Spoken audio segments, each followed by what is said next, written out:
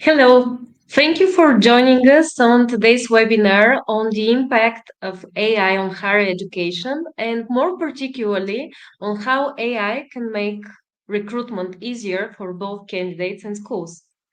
My name is Zhenya Dimitrova and I am the Marketing and Sales Director of Unimy, and together with me is Kalin Yanev, who is the Chief Business Officer and Data Science Architect of Unimy. As you Pleasure all to be know, here. Thank you, Jenna. It's a pleasure for me.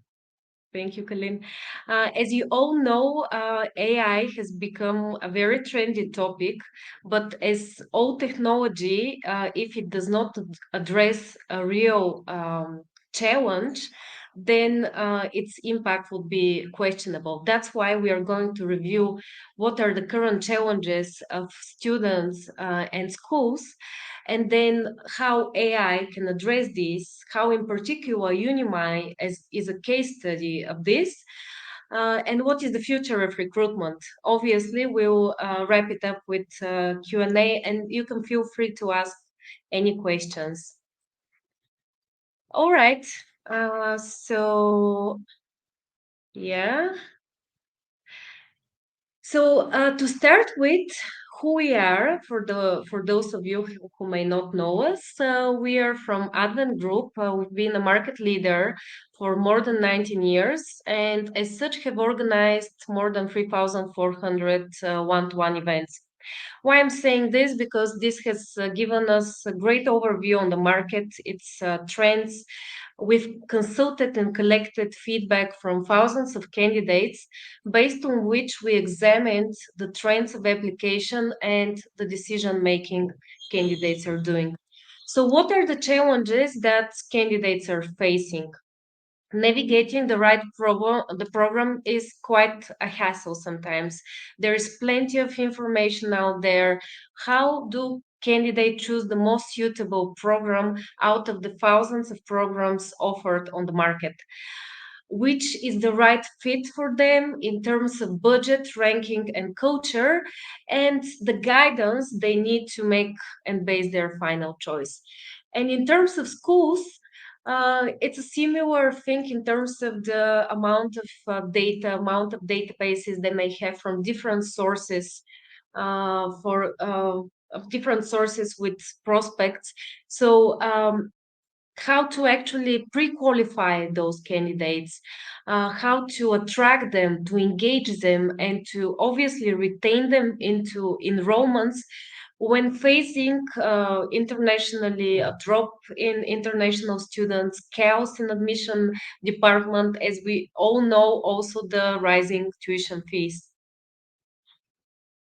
So Unimy came as a natural solution to this. We created a major web service for orienting, consulting, and matching thousands of candidates each day, where we combined our candidate orientation experience with AI matching technology.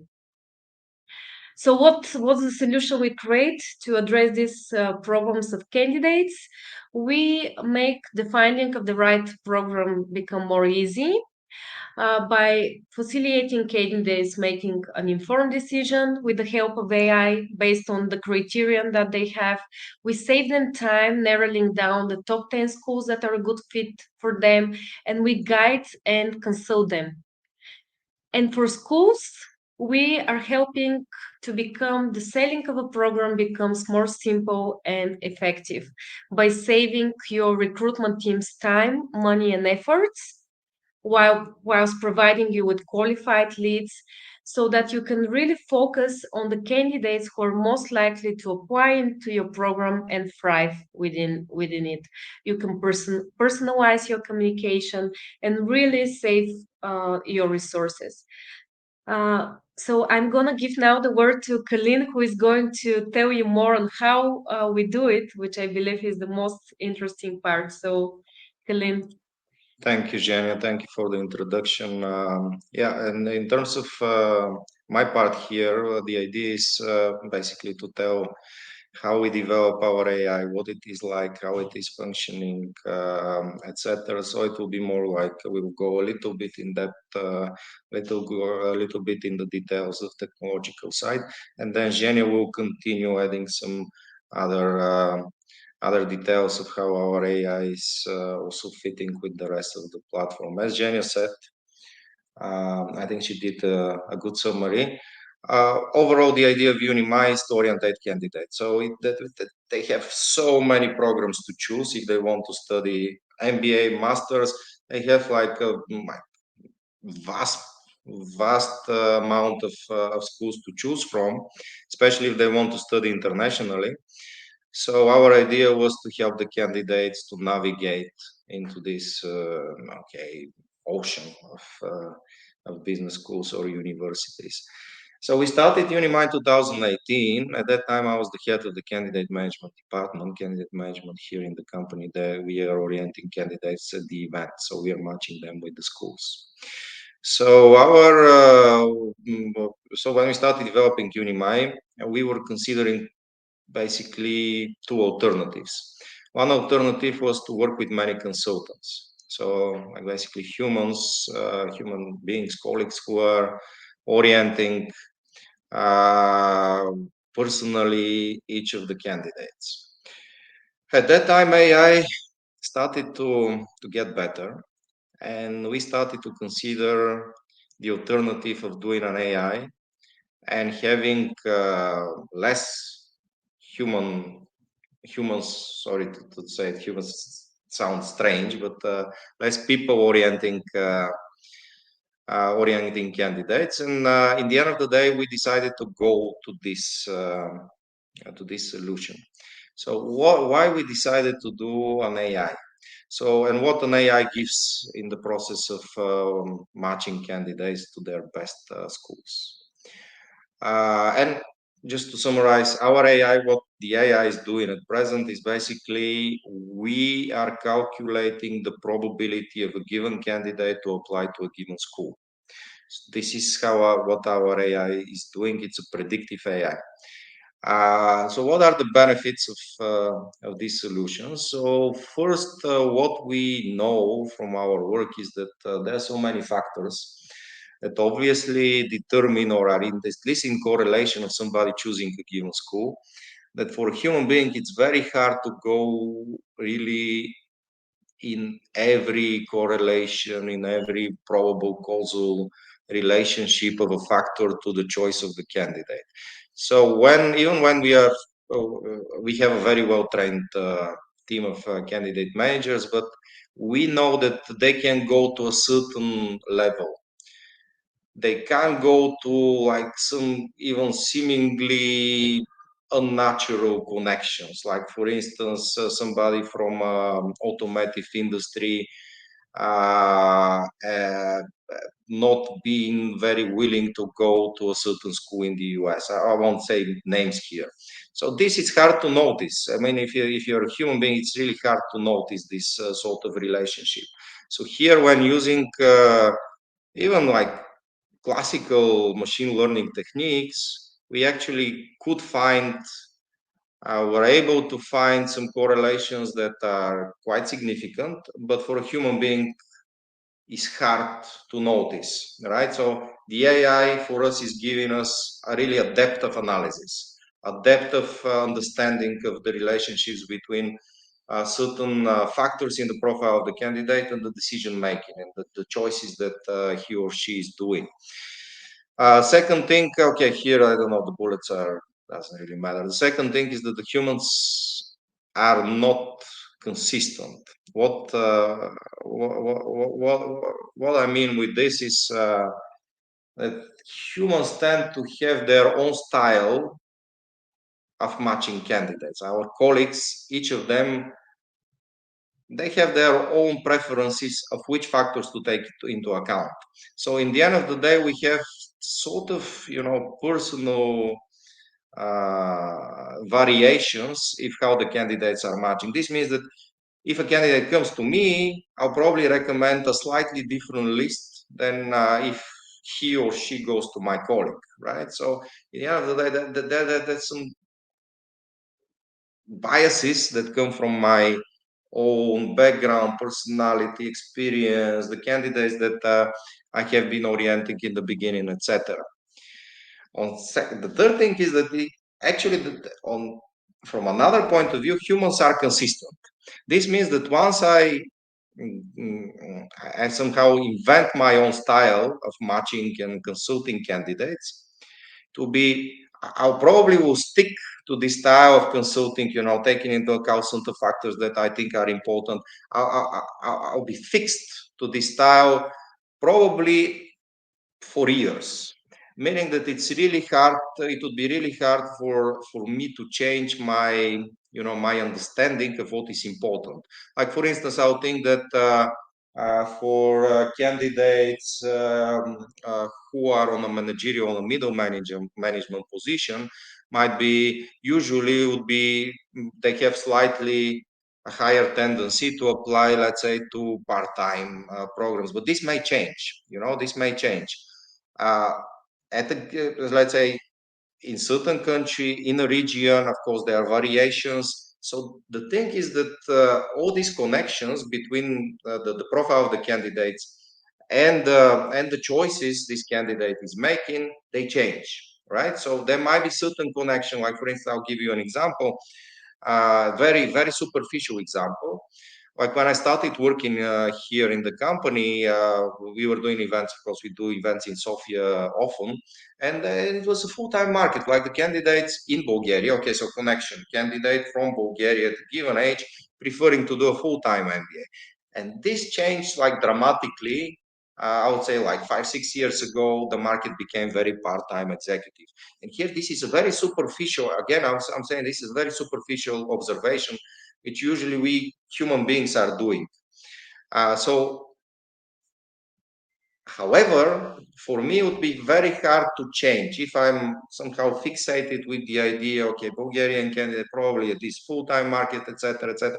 I will go on with this observation by long time. It will be hard for me to change my idea. And what an AI is giving is, first, it will give much bigger depth in this. So, as I said, very superficial, Bulgarian candidate full time. But then the AI will take into account many other factors. Like, for instance, I'm a Bulgarian candidate, I'm this age, I come from this industry, I worked before in another industry, I have this amount of work experience. So I would be recommended, let's say, school X. So the first, AI will give this depth, and second, the AI would be able to change these correlations through the years, because we retrain the AI. The AI is constantly learning. So usually the AI would be able to change. Can we go to the previous slide, Jay? I'm so sorry. Then another thing that the AI is giving to us is that the human beings, no matter how good they are, they need support. So the AI, we use the AI sometimes as an augmentation. So our colleagues are orienting candidates like in a very human fashion, but the AI is giving advices. The AI is guiding the choices they are recommending to the candidates. And of course, the last thing is why we are using an AI, that sometimes the human beings, especially now when AI is so trendy, human beings are trusting the AI more than a consultant. So all this for us were quite significant benefits, and we went to the alternative of developing our own AI instead of developing a huge team to orientate the candidates. All right, so this is what our AI is giving us, and in the end, we chose to have a very good, well-developed AI, which is giving us depth and efficiency in matching candidates to school. So, actually, what is the logic? How our AI is working? Our AI is working in the following fashion. There are models, and there are models for every school that is on the platform. This means that we have individual models per school, right? So, and we say these are machine learning generated models. They're either um, logic regressions or stepwise logic regressions generated, or we have some even more complicated models. So in these models, we ponderate the different factors from the profile of the candidates, and each factor has a weight. So this way then is transformed logarithmically, and there is, of course, a regression model that calculates in the end the probability for this specific candidate to apply to this specific school. Right. So in the end, what we do is whenever a candidate is doing their matching with the school, we calculate, and in the models, there are only the factors that correlate, that have a significant there's no correlation exactly. Okay, this is also some sort of correlation, significant relationship with the probability of the given candidate to apply to a school. So we are working with 400 features. Not all of these 400 features, not all of them are correlating with the probability for this specific school. So one school we might take into consideration the current industry of the candidate. For another school, we might take into account the country they're coming from. For another school, we can take into account the position, etc. Some models, they have up to 200 features. Some models have like 20 features. So what we are doing is the candidate is filling their forms. So these are 29 fields. We transform these 29 fields to 400 features. This is our feature engineering, our initial feature engineering led us to around 400 features, let's say a little bit more. And we calculate the probability for each of the schools that we have on the platform.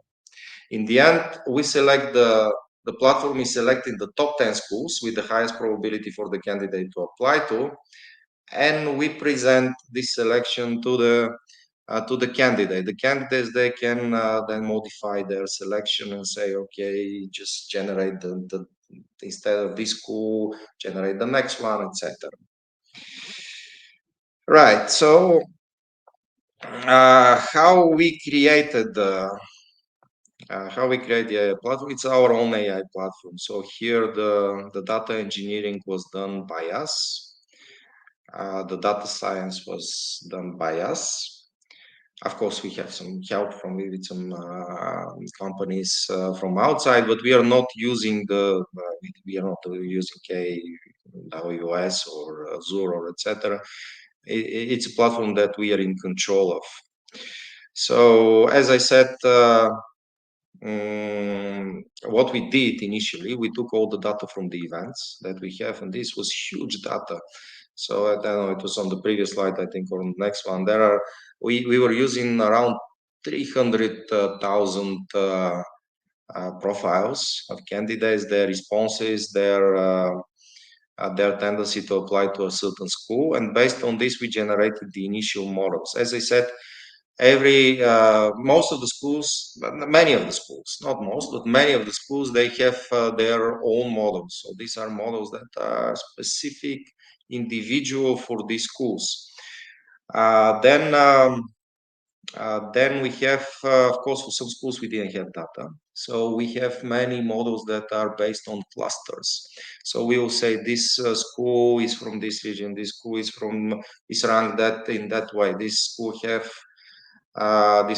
has this tuition, this school has this class, this school has this accreditation. So we combine all these clusters, and based on this, we are able to again calculate the probability for the candidates to apply to this school. So we have also cluster level. However, what we are doing so let me explain this. So we generated the models initially from our event data, then we put it on the platform, and now we are retraining and creating new models based on the behavior of the candidates on the platform. So it works like this: the candidate receives 10 schools, and we let the candidates react to this. So they're able, even as I said, to remove a school, say, okay, this is not for me, this school, or to start interacting with the school. Let's say, read the profile, say that it's part of their favorite list, send interest to contact the school, do additional start using additional tools to estimate, to evaluate the school, like for instance, to do cultural fit for the school, etc. So based on this behavior, we are retraining the data. So we are making our models better and better, trying to make the selection precise, meaning that the candidates will react more on on these 10 schools. So this is how it works. We put models, we retrain them based on the behavior of the candidates, and as I said, we have cluster data. We have schools that are in the clusters, and gradually we are converting them from the clusters to individual level models. So we are creating their own models. So now that's why we have many schools who have their own models.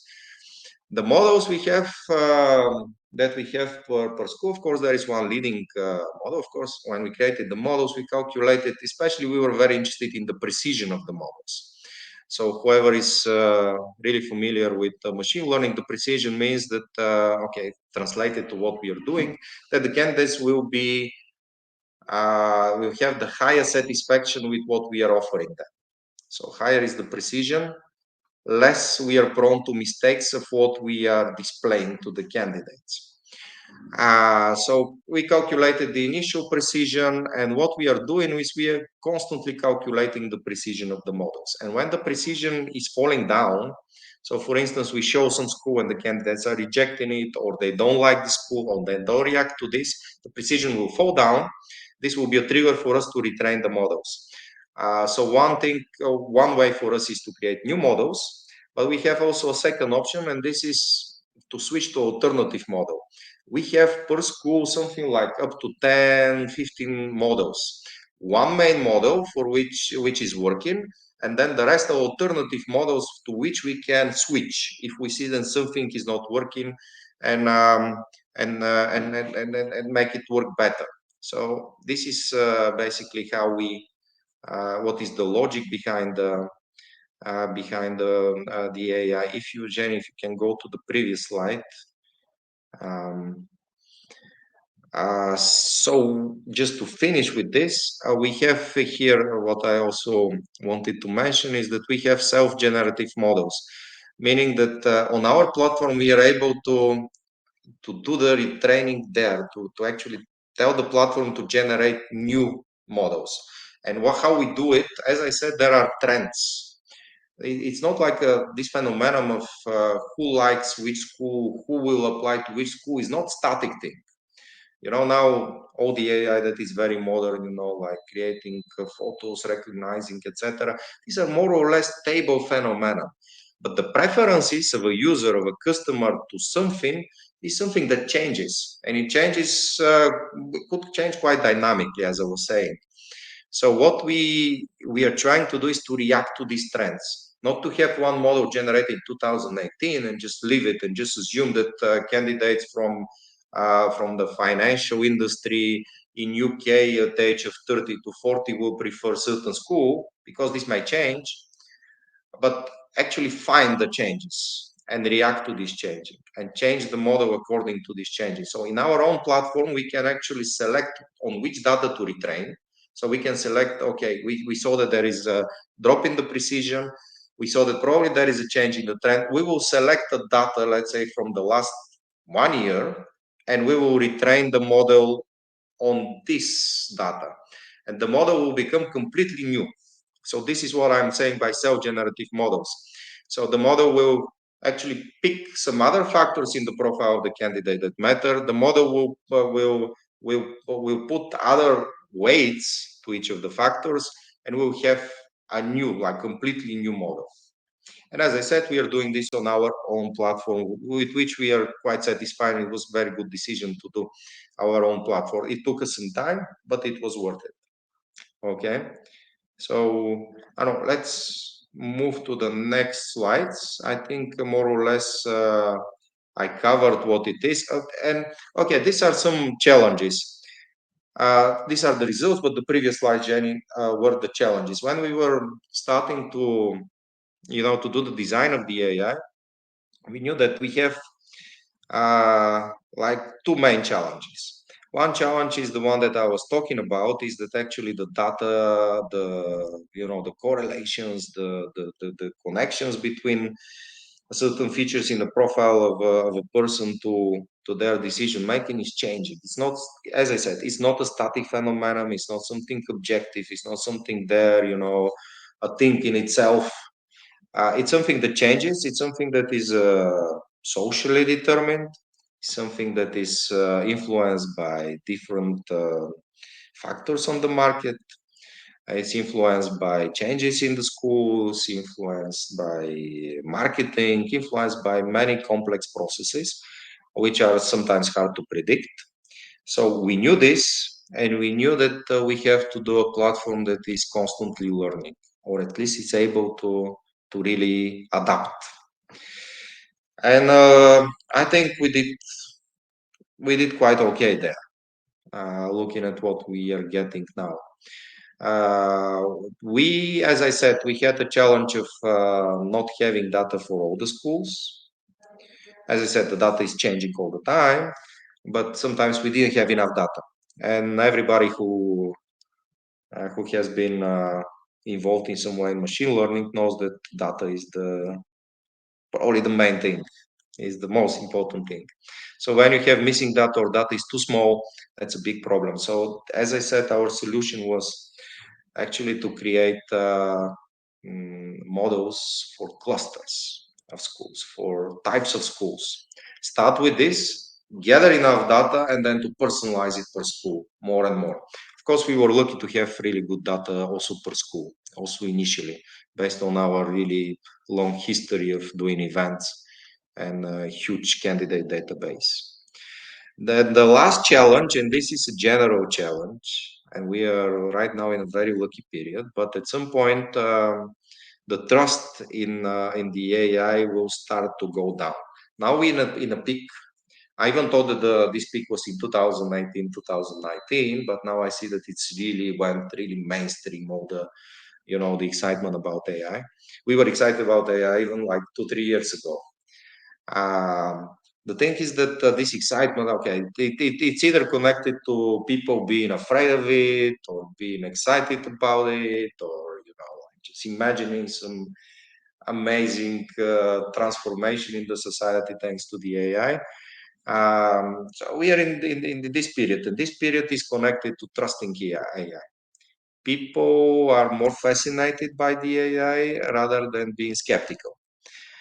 However, sooner or later, and I would say sooner, and this is a normal, process, people will start to distrust, especially predictive AI is very prone to this. Like, for instance, the AI will tell you, okay, I predict that you have a high probability to apply to this given school.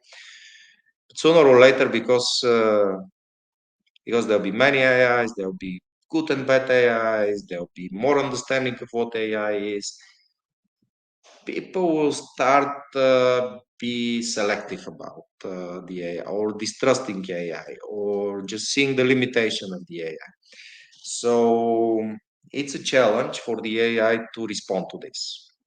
Because if somebody doesn't trust the predictions, just imagine that you're a human consultant and somebody comes to you and you consult them, and as you say, I think this MBA or master's would be extremely good for you because of this and that and that. They're very skeptical, they're very, they have their reservations. It's really hard for you to work with this person, if you don't have the credibility, if they don't trust you, the whole process is not working. Well, same goes with the AI.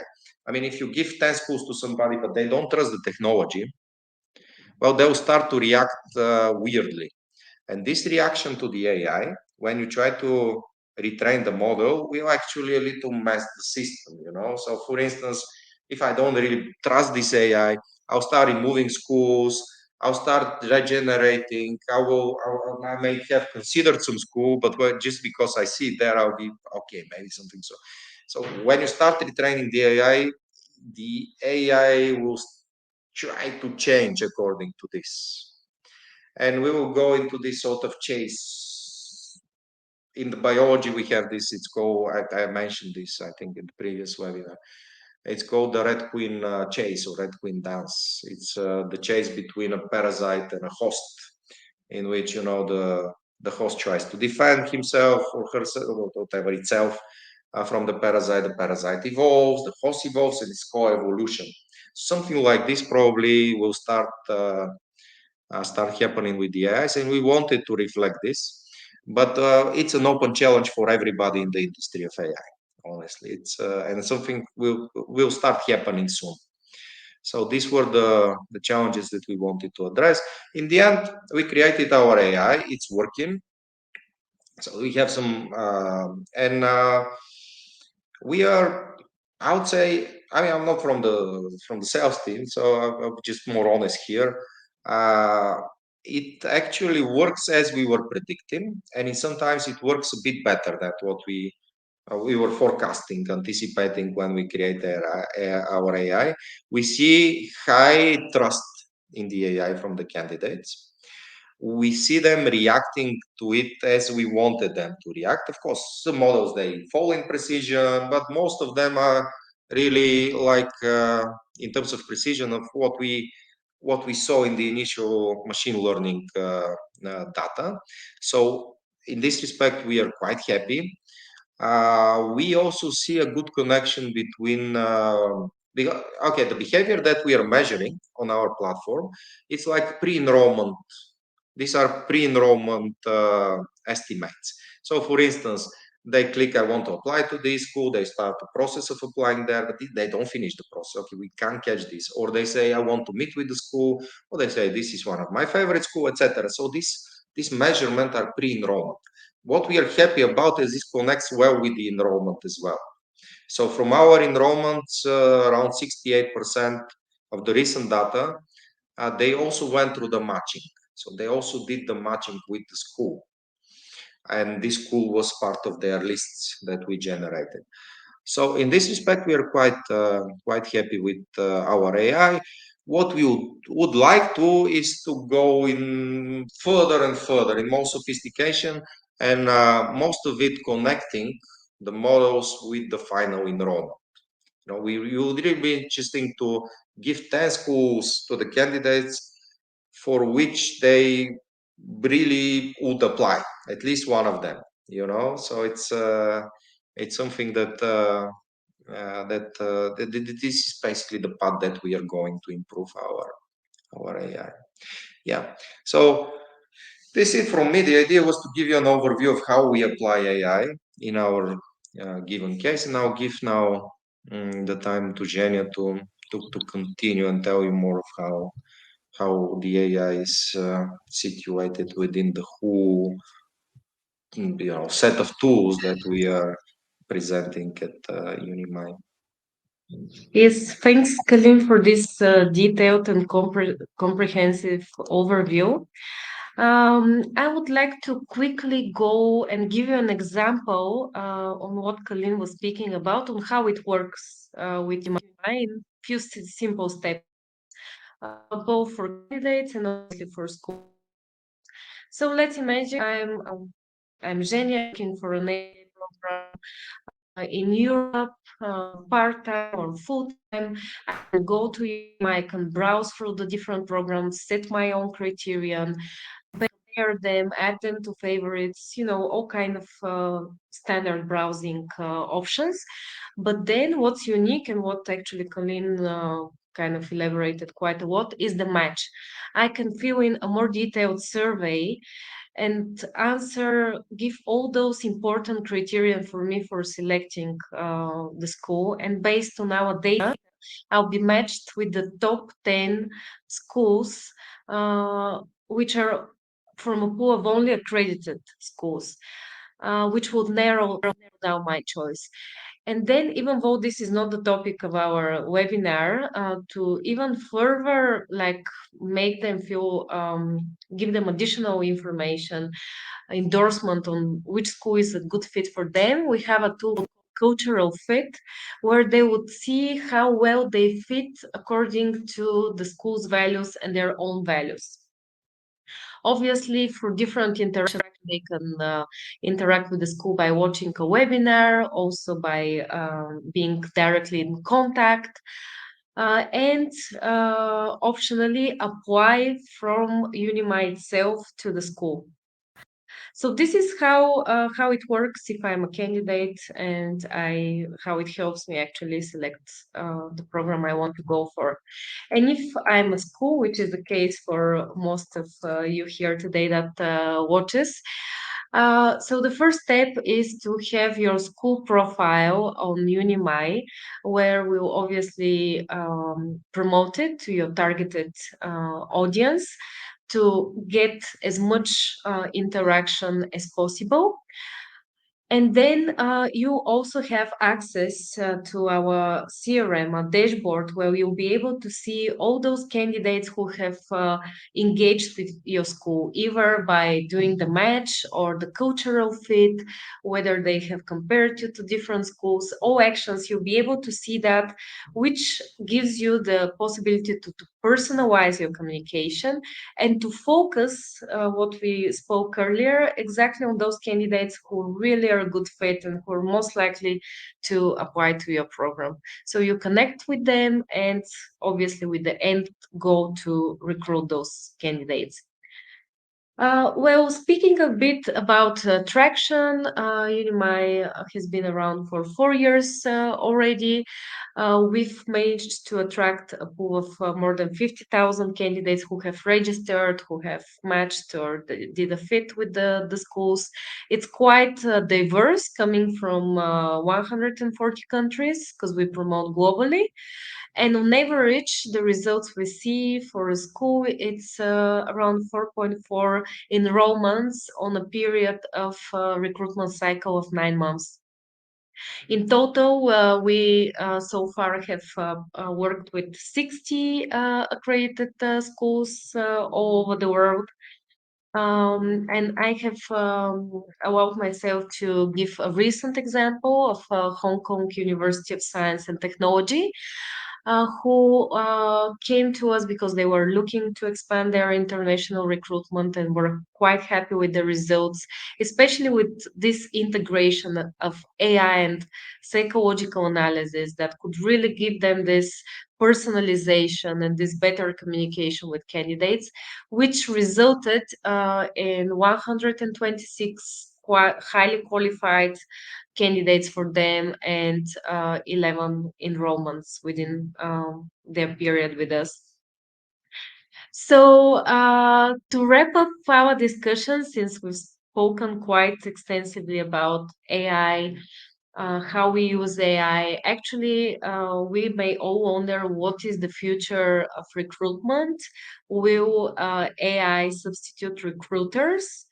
I personally don't see this in the foreseeable future. I think AI maximizes your recruitment efforts. It helps you to personalize, to really source out from this big pool of data the candidates that you should focus on. And it just increases your success. But I will leave the word to Colin to also share his thoughts, and then we'll wrap up to the Q&A session. Well, it's a real question, to be very honest. I mean, I personally have worked with both with human experts and with the AI. So, and given the new improvements in the AI, you know, what human being gives you is, oh yeah, it's traditionally when you're choosing an MBA or master's, it's huge investment. It's a big change in your, you know, life, career path, etc. And you want to talk with somebody, right? So, and it's very unlikely that you will select, for instance, your MBA, but just looking at the list and just you know, estimating which is better, which is worse. You want to talk with somebody, right? Um, and usually you have trust to the consultants. What actually is also different is that you can say which consultant is better, which consultant is worse, right? So you have some sort of consideration like this. Okay, you will talk with a coach or a consultant, say, okay, this consultant, oh, he's or she's good, and somebody, oh, maybe she's not so good, etc. So with the AI so far, what I see is there is like sort of, you know, this broad concept of AI. We don't differentiate so well. Like for instance, we don't say for now it's hard to say. I mean, we are comparing the outcomes of the AI, but it's just AI, it's like this homogeneous concept of AI. They're very different. First, in terms of how they function, in terms of their output, and even if they are giving the same type of output, the output might be with worse quality or with better quality. It's easy to say. I mean, if you generate a mid-journey picture, it's easy to say, okay, this picture is good, this picture is not good, maybe this one is working, maybe not. But in general, I don't think that still the audience, the users are able to differentiate. So this is one difference that I see at the moment. But now, if we think about it, we have quite the AI is really developing quite fast. I mean, of course, we are giving more. We are based very numeric based AI. We have a numeric based AI. We wouldn't speak to the candidate. The AI doesn't talk to the candidate like the chat GPT. And you still need to talk with somebody, right? The talking is very human and important process in communication. It's this faculty of language and talking with somebody. This is so inbuilt in us that it's really hard to escape from it. When you know you're talking with a machine, it's still a problem. But the question is, honestly, in the near future, things might be different. And here, of course, there are two sides. The recruitment is one side in which you want to be convinced by somebody that the MBA is good, etc. The second one is the selection. I mean, you want to select which might be the better one for you. So the second, I think this might be very easily and very quickly substituted by an AI. I mean, I have two options: to go to a coach, to a consultant. Actually, I have three options when selecting my MBA, let's say. One is to start searching by myself, comparing all the options, or not all the options, taking some shortcuts, reading about it, asking a friend, etc. I can go for a professional help, to meet a coach and consultant, etc. And I have a third option is to use an AI, right? So I'd say I'm this kind of person. Give me your sophisticated knowledge and select the school for me. So given that I will talk with somebody afterwards, but I still need to narrow down a list, to talk with 2, 3, 4, 5 schools. So this narrowing down of the list, I think very easily can be substituted very soon by AIs. Yeah, at least if the AI develops correctly. Because the AI, at least our AI, what it gives really sophisticated in-depth analysis of my profile, an analysis that goes beyond our human thinking, right? It's something that sees some connections of some things that honestly you will find after decades of psychological research, and it will be changed already. It will be changed, right? So I think it really can. But I'm an AI optimist. So So that was a good answer. I think it's a good moment to see with you, and we hope that you managed to have some takeaways from these discussions, and we'll be more happy to address any questions you might have. In fact, if you can put down your name and emails if you would like us to follow up and send you this presentation and also additional information. Uh, but yeah, we'll be happy to discuss any questions from what we presented, and we hope that it gave some food for thought and some additional insights.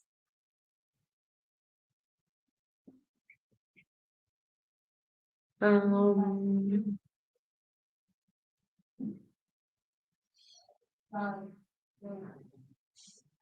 Okay, I see a question popping up. In your opinion, what is the future work for recruitment team as AI becomes more and more accepted and integrated into daily tasks, jobs? Jenny, you want to answer or should I?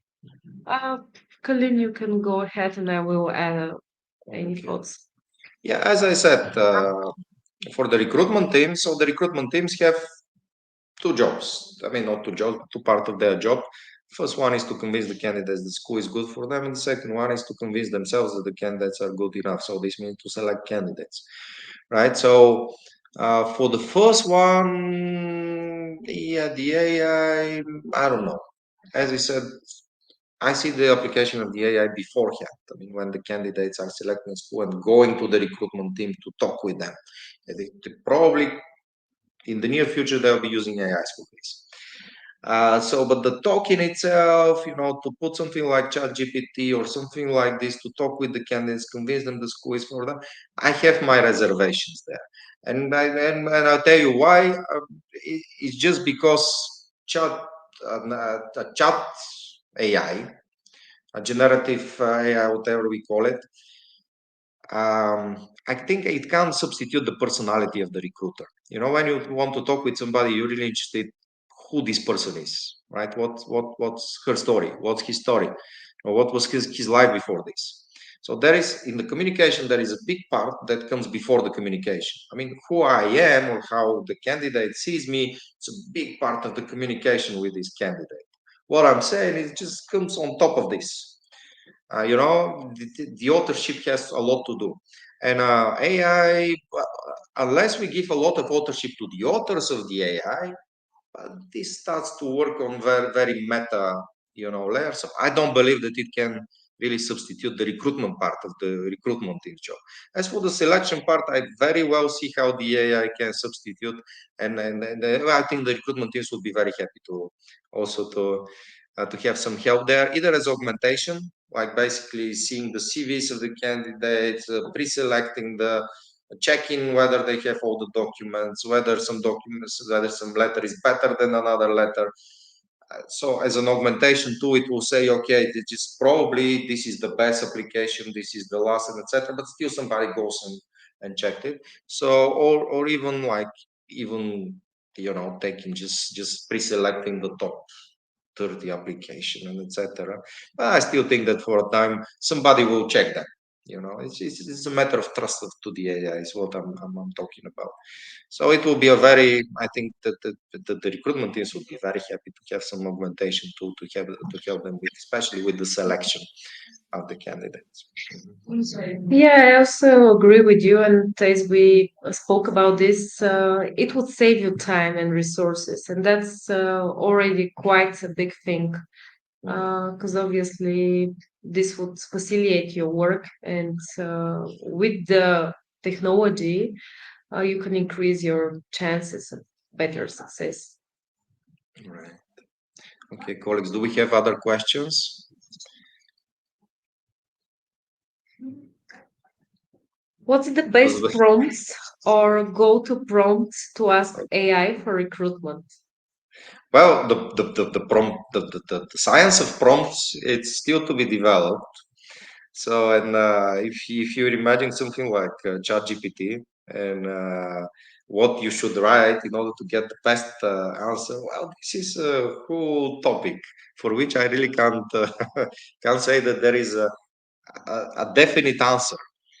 I mean, and especially when chatbots start to develop, even if on theory, even if two people are even now it's like this, but even if two people are putting the same prompt, they will receive different answers. So when it will become better and better, these answers will also depend on the user itself.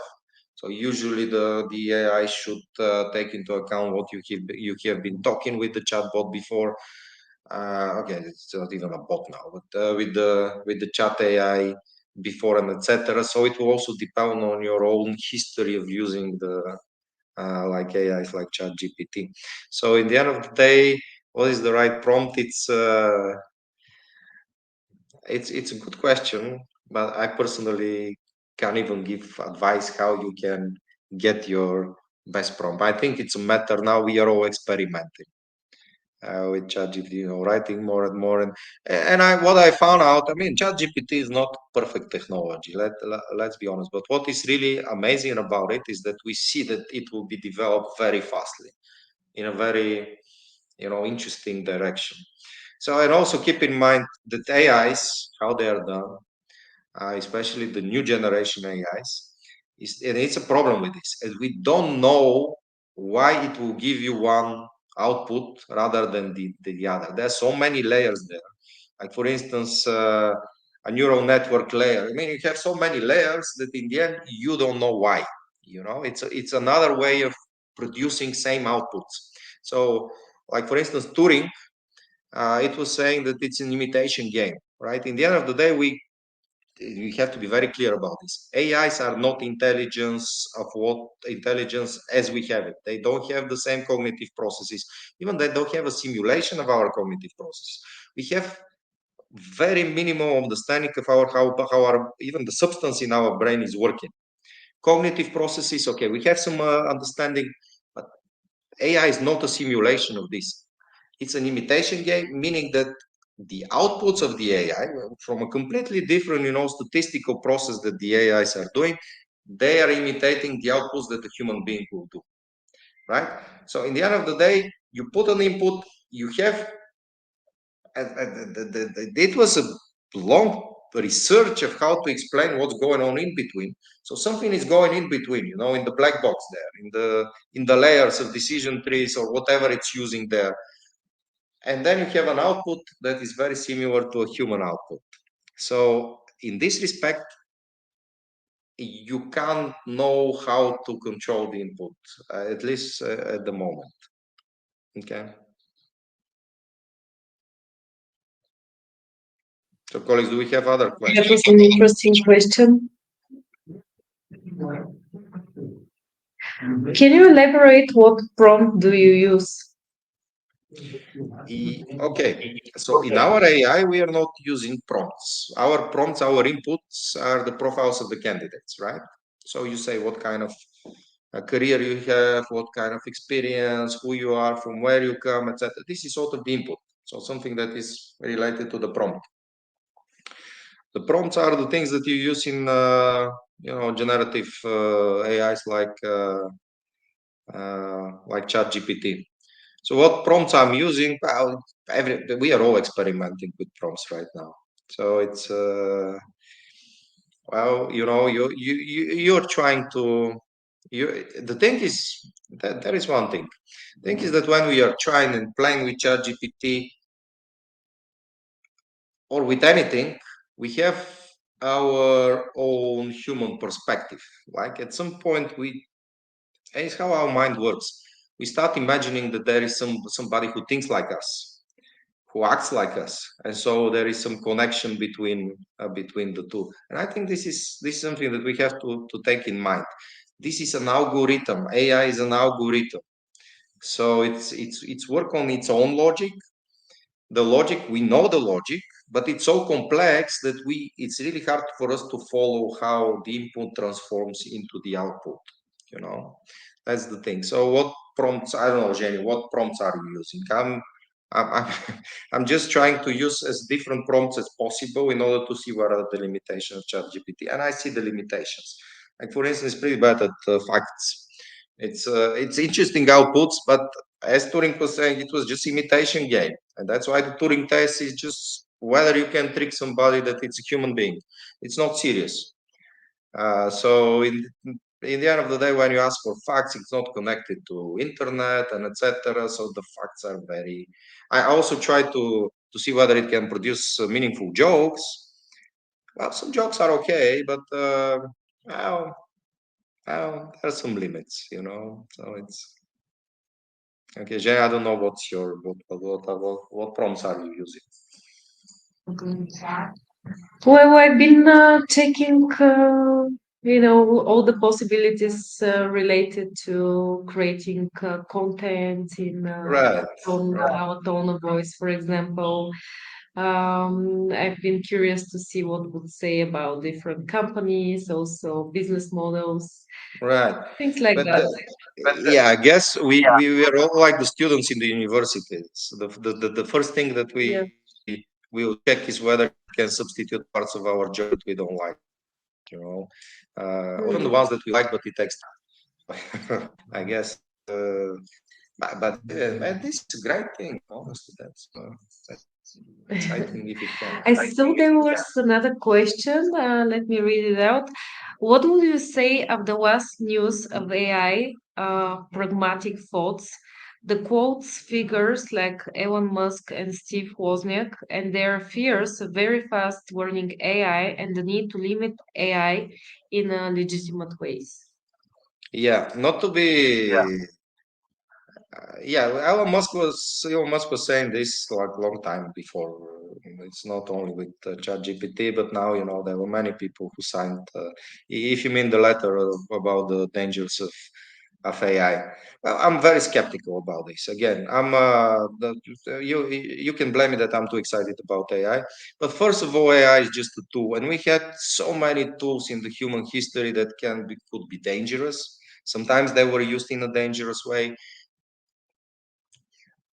I don't see any danger in this. There is something, okay, you can create this complicated knowledge and use it, like, for instance, how to create a virus, or, well, you have this information already. If you really want, you have all the knowledge on Google. If you really want to do something, whether dangerous or not, well, you can do this, and this is amazing, actually.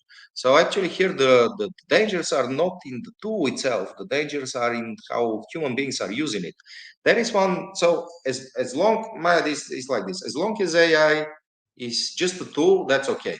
There is one problem that might be, or two problems that I see. One problem is if AI is included in our social games. By social games, I mean, okay, all our social interaction. You have the jobs, the family, the personal life, etc. Well, this becomes a little weird. Like, for instance, if you have a competition for a place in a company and you put one of the competitors to be AI or something like this. So if you start treating the AI as a player in the social game, as equal to the human beings, or I don't know, marry okay, that's a very rough and probably inappropriate example, but okay, to have a partner AI, right? So to live with an AI or some or something like this becomes a bit weird. Still, I don't see it so much dangerous, but a little maybe on an ethical side of view, it may transform the society, and we don't know exactly how. Yeah, there is a third one. So okay, there are some dangers, like the AI starts evolving and shutting up systems and things like this. Well, I don't know. There is one thing is that if again, even if the AI is just a social play, we include it in the social game, then still it's a human creation. It's something that we created with a purpose. We created with some idea. I have this hypothetical idea. What if we just create a population of AIs, right? So, like, interacting AIs, we put a selection pressure there, a selection principle, like basically what's happening in the biological world. You have some population, you have some selection principle, you have some selection pressure, and you see how they evolve. So if we leave a population of AIs being independent of the human interaction, well, then things may become a little unpredictable. But again, me personally, I think it's an amazing thing to have access to knowledge, to have somebody to challenge. Our unchallengeable genius so far. Oh, that's amazing. Like, it has never been a problem. Like, look at the chess game now. We have amazing computers since decades, and now they're completely unbeatable. Did it change the chess game? Okay, there was some cheating, there was some people trying to learn how the AI works. Well, that's all. Did the chess change? Did the game was spoiled? I really don't think so. I really don't think so. Yeah, so, but it's my opinion, of course. Of course, and as I said, the second version in which the AI is messing with the social structure, this might be threatening to some structure in the society because it may change the power structures in the society. It may give more power to some people who were marginalized in some way, like, for instance, restricted of getting some knowledge. And it's amazing, because like knowledge is a protective commodity, it's protected commodity. I would say so. But now, okay, this gives access to people to knowledge. Well, but this shouldn't be a bad thing. I think this should be a good thing. Of course, bad and good, these are fluid categories. Okay. I don't know, Jenny, if you have some opinion.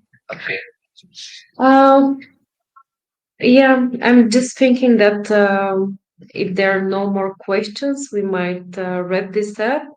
And to go back to the topic of AI in higher education, we see a lot of opportunities, and we're not so concerned about the negative outcomes, which might eventually come in the long-term future. But for the time being, we as a company are quite committed to explore all those possibilities that AI gives us, and obviously to empower both schools and candidates, and to, as the topic of the webinar is, to make the recruitment easier and more seamless. That's how I can conclude the discussion. Colleen, if you would like to add a final note, what would be No, your message? it was a pleasure for me to participate. So thank you very much. Yes, we'll And be happy I believe we to will take have more it. and more talks on AI until it becomes boring. So this would be a problem for the AI industry a little, but it's something naturally to happen probably in a certain amount of time, sooner than later. Okay. Yes. I will be happy to hear from you, your feedback, how you found this. Please feel free to reach out to us on hello@unimy.com. And thank you for your time today. We hope we were useful.